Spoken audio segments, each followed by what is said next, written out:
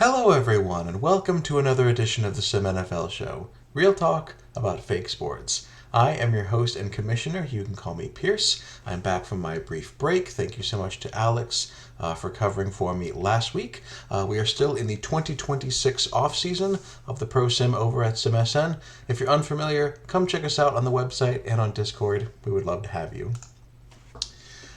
So today is mostly going to be about division previews, but I did want to give a quick schedule update. As I mentioned, we are still in the 26 off season, and we need a little bit more time to quash a few bugs in the Sim Engine code and optimize and then balance things. So I appreciate everyone's patience as we work on the last bit of engine updates. We want the season to get started as much as you do. Just trying to make sure that the engine is in the best possible place and that things are balanced appropriately. That involves things like the new passing distances, making sure those are optimized and ready to go. Looking at runs, specifically option runs and QB runs, which were very powerful last year. And also looking at things that have changed like RPO success rate. There's now a defensive component to that, where high IQ defenders can lower the rate at which offenses make the right call, run or pass. So a lot of little things like that that we want to make sure are working as intended. Again, appreciate the extra little bit of time to make sure everything is just right before we launch into the preseason, which should only be a few weeks away, and we will keep you up to date as that schedule changes. But for now, for today's show, we are starting a new 4-part series on division previews. I'm going to take one division from each conference and break down team by team. I'm going to look at who is new on the team, who is left, who progressed well. We may talk about some high draft picks as well, and then make predictions based on that.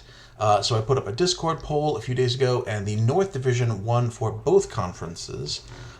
So today is an Oops All North teams program, and we are going to get started here with the AFC. So first up for the AFC North, I want to talk about the Pittsburgh Steelers. Fairly consistent team makeup. Biggest arrival is the second round drafting of David Ross, the punter slash quarterback. He's 22 years old, A overall. And as well as departures, actually very, very consistent. Richard Martin departed. By the way, I did my best to make sure all these arrivals and departures are from the current offseason, that any trades and things like that are reflected, that were only from the end of last season onward. If I did make any mistakes, if anyone was traded, before the deadline last year, I do apologize for that. But Pittsburgh, regardless, the narrative is very consistent makeup for the team. Very little changes overall in the roster. And we'll talk a little bit about why I think that makes them a dangerous team in just a second. As far as progressions, a young Alex Williams III from that very, very first draft class. Remember, pretty much if you see anyone who is 26 years old, that means they were from that very first draft class. Progressing up to a 78 overall. And then that amazing defensive line of Robert Berry, Christoph Leatherman, and Von Johnson, all improving, all 85 plus now. Particularly Robert Berry in 93 overall as he reaches presumably prime age. And then growth from James Klasky as well, +5. Obviously a lot of big progressions from all these teams. I'm trying to highlight probably the 5 highest in terms of both progression, actual numbers progressed, and in terms of relevance to the team. As far as regressions, not too many big ones. Paul Garul is at a -2, and then James Knoll -3. Those are kind of the big ones. Knoll, that's a tough break for Pittsburgh, being that he is only just 29. So that hints at a pretty young prime age for him, which is bad luck for the Steelers. But in particular, that defensive line is absolutely the envy of almost everyone else in the league. And it's going to cause a lot of offenses a lot of problems. So overall, looking at now where the Steelers stand now, as I mentioned, defensive line, as we just said, with Berry, Leatherman, and Johnson, all 85 plus. Really like that offensive backfield as well. Robert Morris is a 79. I believe he's a -1, but still a very strong runner. And then DeAndre Wieters Very young and had a great season last year, especially with some real long breakaway runs. And then Danny Kipnis, 78 overall, fullback. So a lot to like from that rushing offense of the Steelers. My one bit of concern is offensive line. The offensive line is not bad. So we have Knoll, who's a 74, Green 76, Chittenden 76, Adams 70, and then Valera is a 74. Biggest issue there is that all of them except Valera are 28 plus. So they're getting close to prime age, and they're all kind of mid-70s. So this is a group that is pretty good, but other than Valera is getting about to as good as they're going to be. So again, it's more of a long-term weakness. I think the line is solid right now, especially looking at what they were able to do last year from a rushing attack perspective. But if I had to pick one group that I thought maybe was not as good as the rest of the team, that's one I would be looking at. Again, mostly due to the ages there. My biggest question for the Steelers is which team is going to show up in 2026. Steelers were very, very streaky last year. After an opening day loss, they rattled off 4 wins in a row. Then they lost 7 straight to fall to 4-8. And then they won 5 in a row to end up 9-8 and to get a playoff berth. And then they actually, I think they were the 5 seed, I believe, and then won a playoff game before losing to the Miami Dolphins in the divisional round. Now, some of that was due to strength of schedule. They definitely had a run of some tougher teams in that losing streak, but their win streak was not against cupcakes. It was a strong showing, and I think Smackums has said that there were things that he kind of figured out about that offense. So if we're in the figured out stage and we've taken that entire roster, progressed it, and moved to next year, the North could be in trouble. At least everyone who's not the Steelers could be in trouble if the Steelers are able to run the ball the way they did, and if they figured out that offense, and if they're able to play a full season like they did at the end of last year when they got hot and won 6 in a row, including a playoff game. They could do very well. And in fact, I think that's where we could see them this year. Steelers are not that far removed from a 15-1 season where they had the number 1 overall seed in the AFC. So 9-8 last year. I think they're on track to potentially win the North this year and get a home playoff game. Don't know how deep they can go into the playoffs, but as they've shown, all you got to do is get the invite, and then you can go from there. But I know when they were on last year, they were a tough team to play, and not one that teams wanted to face off in the playoffs. Even the top seed Dolphins, I remember, were saying that they wished they had gotten a different opponent. And they did. Dolphins ended up winning that game very close. But yeah, the Steelers, when they're on, when that rushing attack is firing, are very hard to beat. And I think they could be hard to beat next year as well. Moving on, we have our defending North champions, the Cleveland Browns. Full disclosure, my own team. The bigger rivals, completely different wide receiver core, with the addition via trade of Benzman and Adams, and then the drafting of Brendan Dominguez. They also picked up Clinton Gregerson, formerly of the Ravens, in free agency, and then had a big draft acquisition in Blake LaFell, whose overall has yet to be released, but there's reason to believe it's in the 70s with an A- overall.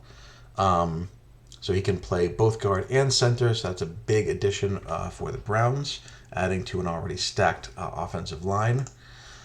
But they did move on. The big one, losing their top wide receiver in George Lovejoy as part of that Carolina trade, which actually gave them the pick that they used on LaFell. Also traded James Smith to Cincinnati. Gordon Diallo, former first-round pick, moved to the Jets as part of that Trenton Adams trade. And then the big one, moving on from James Rivera, who was released to free agency at the age of 33. And they're going with second-year quarterback Dominic Enku now to lead their offense. As for progressions, some big progressions on the offensive line. Veterans Sultana and Matsui both went +4, and then Mike Penny went +6. He's a 69 overall, another first rounder for them, now 24 years old, going to step into starting right tackle now. And then improvements at cornerback for Hayes and Williams, both going +5. So a young defensive secondary that still has a lot to improve, but is improving rapidly. The biggest regression, Juan Mora. You hate to see it, but he is 29 years old and has had a bajillion carries over the last few years. Those do add up. So he's gone -4. He's still a 75 overall. Robert Smith, their 33-year-old center, regressing as well. And then Brian Luddy and Robert Davis as well on the other side of 30, both of them. So definitely starting to see a shift as the Browns move, as some veterans coming down and some younger players coming up. The strength of the Cleveland Browns is still their offensive line. We saw Sultana and Matsui as 85 and 87. Smith may be regressing, but he's still a 77. LaFell, the rookie, and then Penny, young 69 overall, filling out at right tackle. So a strong group. And then linebacker as well. Alan Riley is still a 79. And then May Felipe and Louis Dell, 76 and 75 on the interior. And then Morales is a 71 on the other outside. A lot to like. Multiple Pro Bowls in that interior linebacker spot as well. Really been a strength for the Browns over the last couple of years. Issue, of course, now is at wide receiver. They have, so they got William Masters, a 72. Bensman now is a 72, and John Morey is a 71. There's depth there, but there's not a lot of star power with Lovejoy being traded. And then, including a tight end, Eilers is their top. Stephen Eilers is a 68. So not a lot of great targets there, particularly since a lot of these guys are at prime age. So it'll be up to new draft picks like Dominguez, their first rounder, who's a 63, to hopefully develop and be able to raise the ceiling in that room in the next couple of years. But that does lead to the big question of, does Dominic Enku have the supporting cast to make his case for QB of the future? If he is, the Browns got a great steal taking him late in the second round last year. If he's not, the Browns need to learn that and then figure out a new strategy. But Enku could be slightly handicapped by the supporting cast that he has. He has a good line, but not the great offensive skill players. And then Juan Moore, who's been the workhorse for that offense for years. How many good years does he have left? Now at age 29, slowing down a bit. So definitely seeing a retooling of the Browns, particularly on offense, which is why they have them in second place this year as a potential playoff candidate. The goal is to retool without a complete rebuild. But they have a second-year quarterback. They have a regressing running back. And just traded with their best wide receiver, so that offense is going to look very different, and they could see some offensive struggles and need that young defense to step up and keep them in games. Further along in the AFC North, we have the Baltimore Ravens, who had a bunch of big additions. Garcia and Whitehead, both coming over from Chicago, and then Ariel Lemon Jr., the young UDFA they acquired from Kansas City. They brought in Steve Labissiere from free agency. And then a couple of big draft picks to mention. Of course, Brandon Savage, drafted number 3 overall after they made that big trade to go up and get him. And then Jeremy Cabral, another first rounder, A-rated overall, 22-year-old at cornerback, new on the scene as well. The biggest departure, of course, is David Chop, who was part of that Kansas City trade. Now, I'm sure there are some in the Ravens organization who will say that was actually addition by subtraction. We will see. There was also the big trade where they moved Edwin Garcia to the Chargers for a haul of players and picks. And then a number of veterans that left for free agency in the low 70s. Patrick Viola, Wayne Jones, Clinton Gregerson, who we mentioned was picked up by the rival Browns. And then running back James Taylor as well finished his rookie deal and is now a free agent. So a lot of turnover for the Ravens, a little more typical of what we might actually see in the real NFL. As far as progressions, great moves forward from their receivers, Dale Murphy and Andrew Jones, both going +4. Jeffrey Jesse is now a 93 overall. Pro Bowler showing no signs of slowing down. And then in the defensive backfield with Jesus Casillas and Matt Perez, both progressing well additionally. On the regression side, only one really of note is Juan Vega, who is 30 years old and is regressing at cornerback. But again, still perfectly capable of holding down that island. So overall, the strength of the Ravens, I do like that quarterback group. Vega's an 82, Murray and Casillas are both 74s. So a solid unit there. And then Jeffrey Jesse, again, the 93 overall defensive tackle with Estevez as a 74 as well. So they can put a lot of talent there in the interior of that defensive line. One thing I would call out is the weakness at linebacker with Dew, who's a 68, Bacon, who's a 60.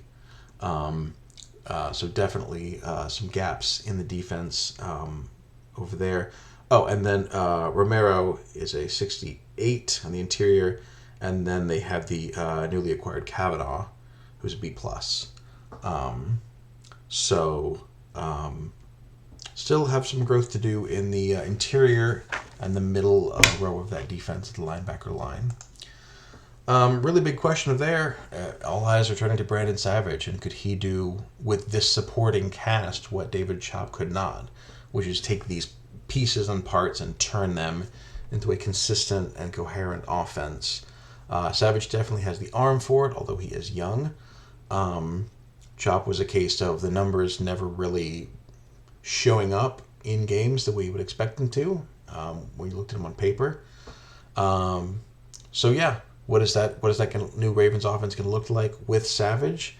And then for the defense, can the defense find its identity? They might be working on a switch right now. The defense has 2 run-stopper defensive ends, but then backed up by 2 young speed rushers. At linebacker, they got a field general and a run-stopper. At outside linebacker, they got a coverage guy and a speed guy. So I'm not sure what scheme they're going to run and how many boosts and scheme fits they can get out of that, and where they are in that journey. Again, looking at those defensive ends, maybe if there's a switch coming in the future. But if we can find the right system to get some boosts out of those front 7 guys, that would be a real help, especially with the overalls we're looking at linebacker. Though still, again, with a lot of strength in that defensive tackle position. I think the Ravens could be a playoff dark horse, even coming in 3rd place. Now, that might be my own AFC North bias speaking, and it's risky to put a lot of pressure on a rookie quarterback. But I think Savage has the low P potential to back up his big name and his big play and his big numbers in college. And at the very, very least, should definitely be putting some butts in seats in Baltimore, people coming out to see Savage play. So I have them finishing in 3rd, but I think promising finish and could be very much in the playoff race as we get down to the end of the season. Final team in the AFC North, of course, is the Cincinnati Bengals. The biggest arrivals for them, Ryan Dunn coming in from Jacksonville, James Smith from Cleveland, Jose Jones from Carolina, and then drafting John Bonifacio with a 5th overall pick, most recently in the draft. Bonifacio 59 overall, but with that very rare A+ potential, which for as many wide receivers as were taken this year, high potential was hard to come by in that group. So that's, I think, a big plus for him and his future. There are a bunch of departures to talk about, though. Russell Crowe traded to Miami, Raul Hallett and Brian Johnson to Carolina, and then Barry Madruga and Antonio Campaverde, top 2 receivers, both going to Jacksonville. So a lot of movement, particularly a lot of movement out as the team acquires some draft picks, which we'll talk about in just a second. Progressions, Donald Gurvich is now a 73 overall at age 30. John Alfred, another one of those great tackles that the Bengals have, is up to 90 overall.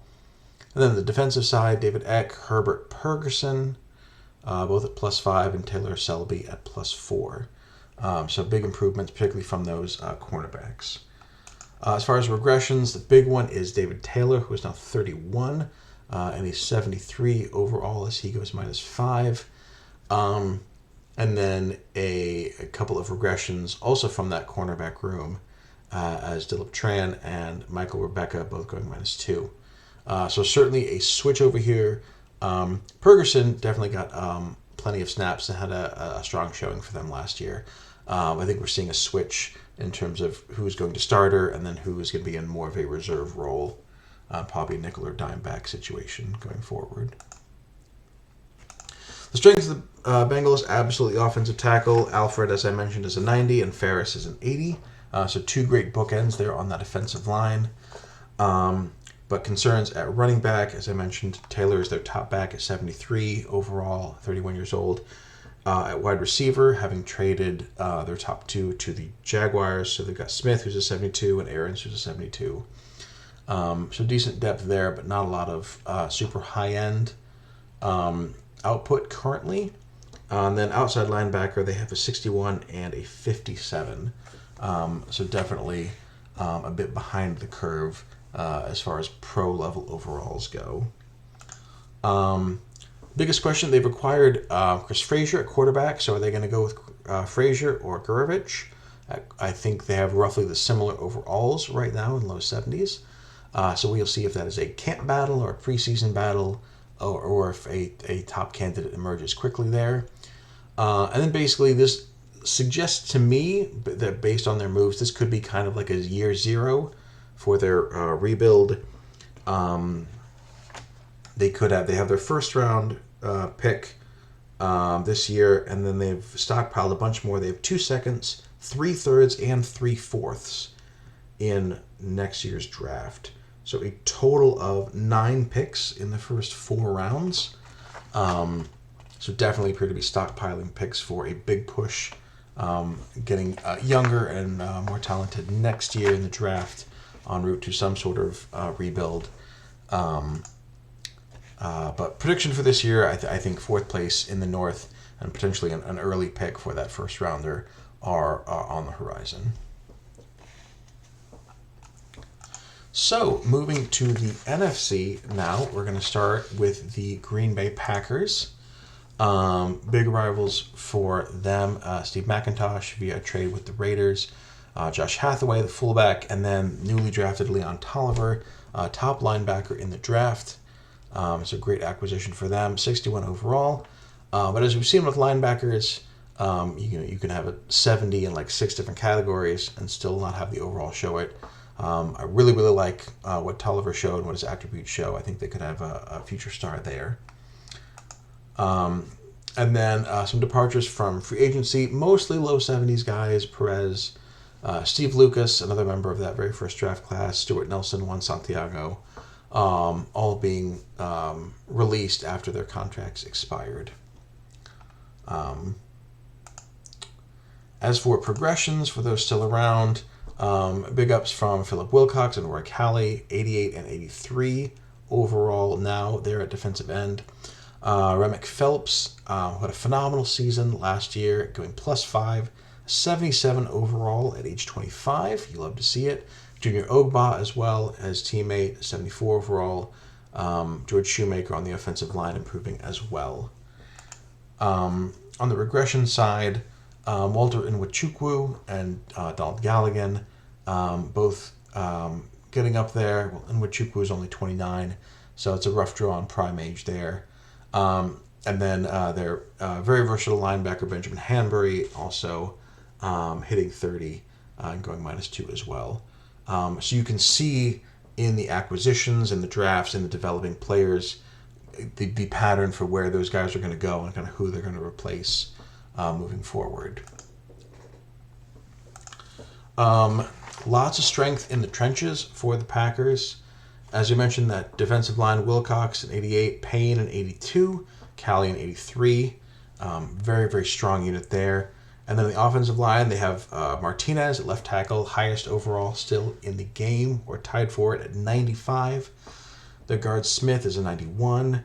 Campos 78, Shoemaker 76, Hirschberger 75. So it's just talent across the board there at the offensive line. Great unit there for the Packers.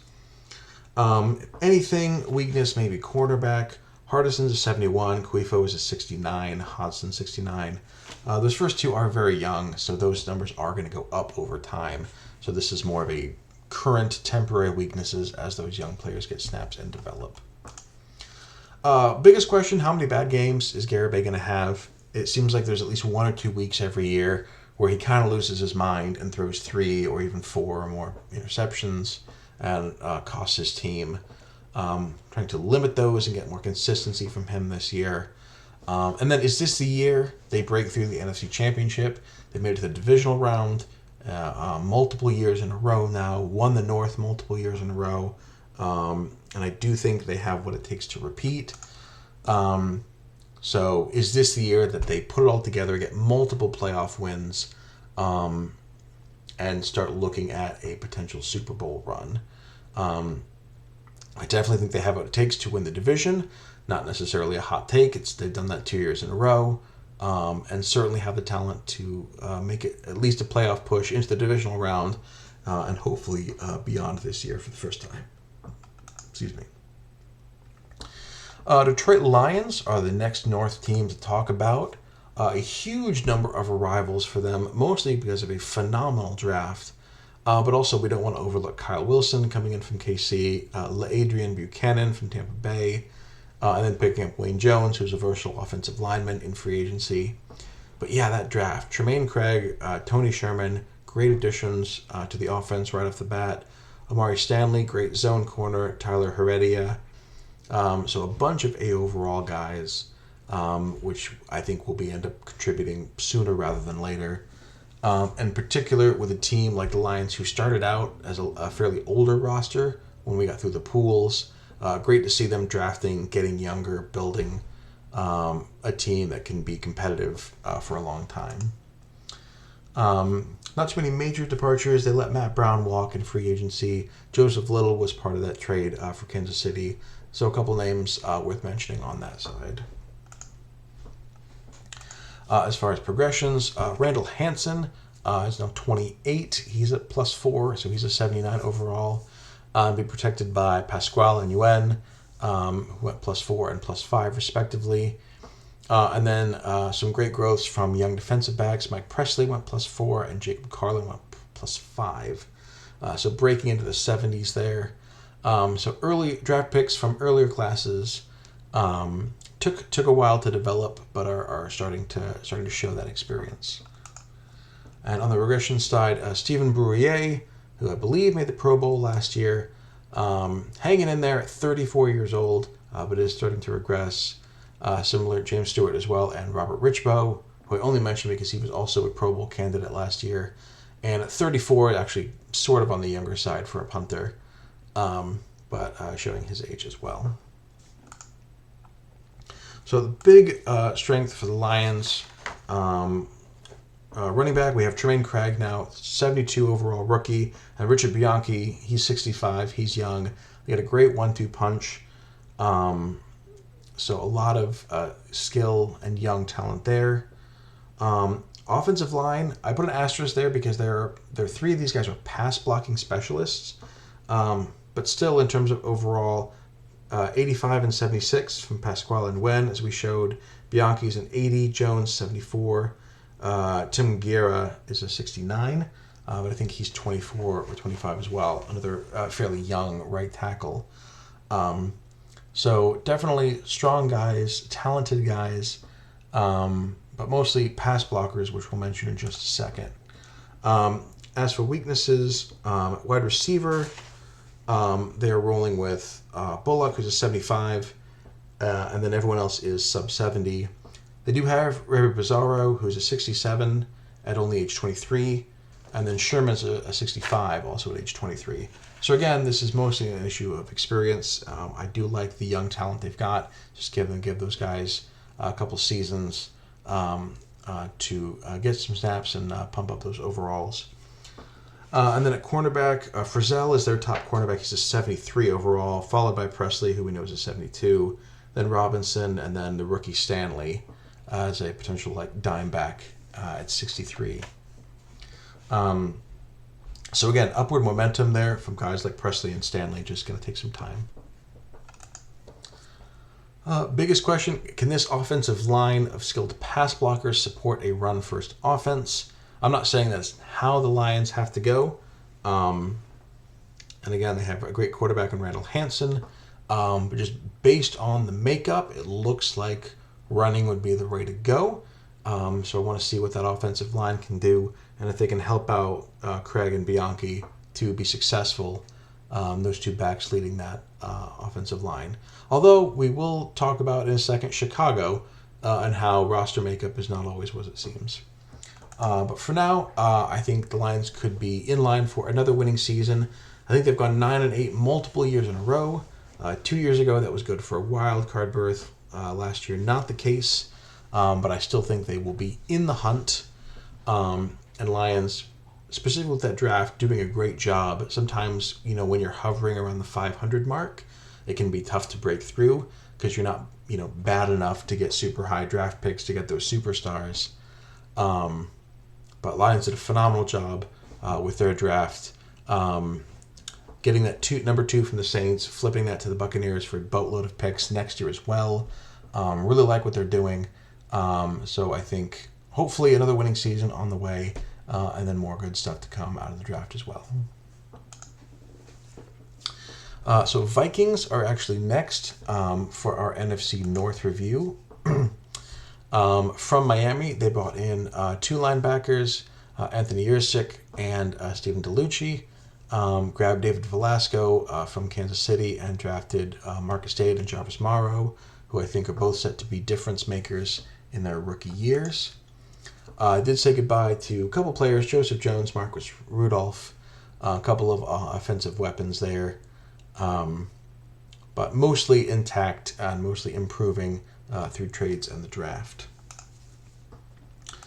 For progressions, Sinak is +4. He is an 83 overall now at age 28. Big growths from Neil Henry and Marcus Searles in the interior of that defensive line.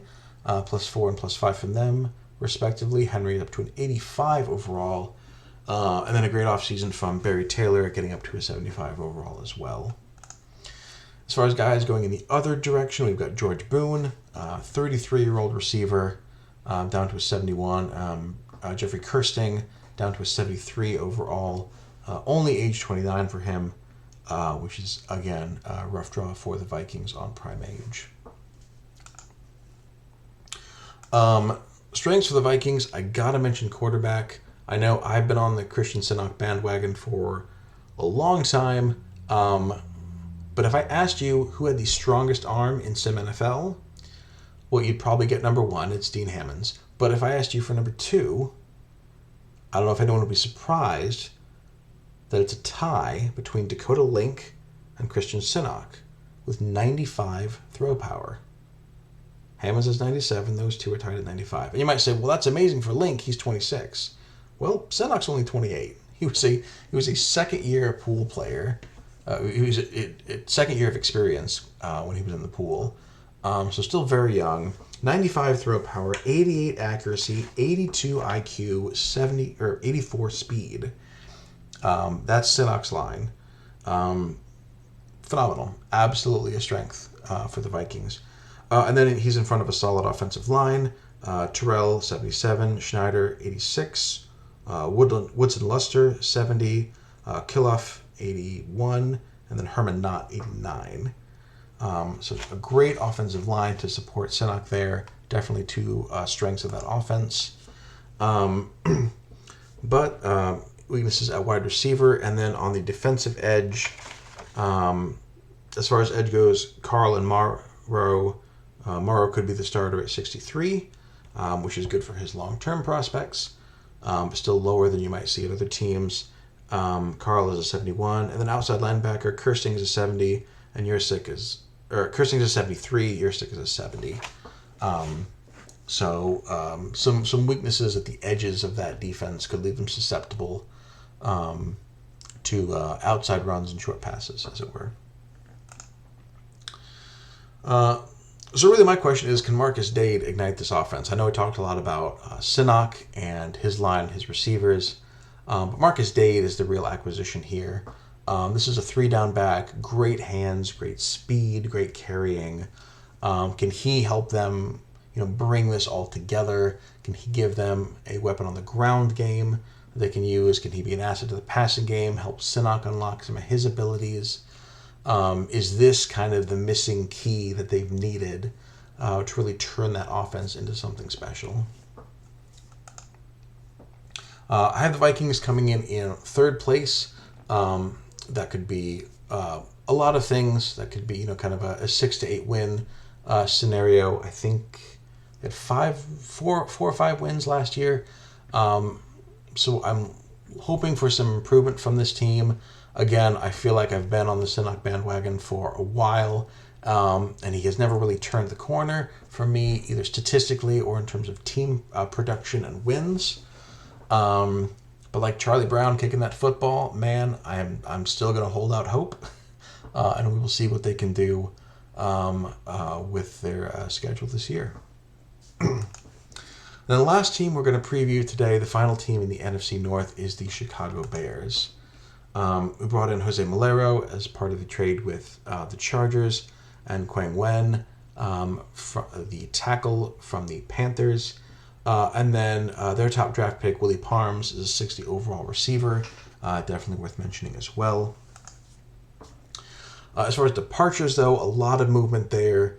Moved Richard McGuire as part of that Chargers trade. John Mendenhall, starting tackle, as part of that Panthers trade. And then we mentioned Garcia and Whitehead being traded to the Baltimore Ravens. They also had some players leaving free agency, cornerbacks Gary Lindblad and Mike Turner, as well as Patrick Parker. So a lot of roster turnover in Chicago. Did have some great progressions. Jackson Freitas is a +4. Rule and Suarez on that offensive line, +5 and +4, getting them both above 75 overall. Jehu Ginn is still a phenomenal inside linebacker, one of the premier linebackers in the league, 82 overall at only 26. He's going to be a menace on that side of the ball. And then Giannis Wright, another young defender, went +6 this year, up to a 67 overall. The big regression, talk about Calvin Preston, who is their kind of do-it-all Swiss Army knife, strong safety, going -2 now at age 31. And then I don't remember if Walter Bullard is their punter or backup punter. I guess I don't know why you would have a backup punter. But a punter going -4 at age 29 seemed notable to me, so I put him on the list. There you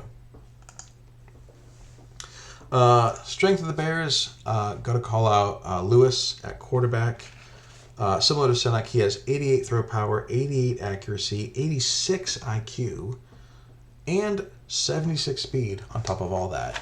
And in fact, Lewis has been a 1,000-yard rusher the last 2 seasons, I believe, for the Bears, despite him being listed as a pocket quarterback. Again, 76 speed, and the Bears have used him very effectively as a runner, particularly behind that great offensive line. Rule, 78, Althoff, 82, DeBerry, great center, Pro Bowler, 86. Suarez, we mentioned, 75, and Wen, 70. So a lot to like about that offensive line. I think they have a lot to do with Lewis's success, both as a passer and as a runner. However, similar to the Vikings, I worry about that supporting cast, namely Malero is a 74, Freitas is a 72, as we mentioned in the progression section. And then Parms, Willie Parms, the rookie, looks to be their slot back, or their wide receiver 3 at a 60 overall. Again, great for his prospects at getting those snaps, but a little lower overall than what other teams might be fielding at those positions. And then defensive line, Hilton's a 70, Oxspring is a 67, and Wallace is a 62. So a bit low on the numbers on the defensive line as well. So my big question for Chicago, what is that offensive identity? How is that going to develop going forward? Far be it for me to tell a team that ran for 2,500 yards last year that they're doing something wrong. But with the line, with the pocket quarterback, It does seem like there should be a passing offense there. But Lewis is a great runner, and that line has turned guys into great runners regardless of attributes. So is there a way to add that second dimension to the Bears offense? So last year the offense was 20th in points, 14th in running yards, and 17th in passing yards. So they were pretty middle of the road in everything. And then on the defensive side, they were 18th in points allowed, 19th in rushing yards allowed, 15th in passing yards allowed. So very middle of the road in everything, but they went 5-12.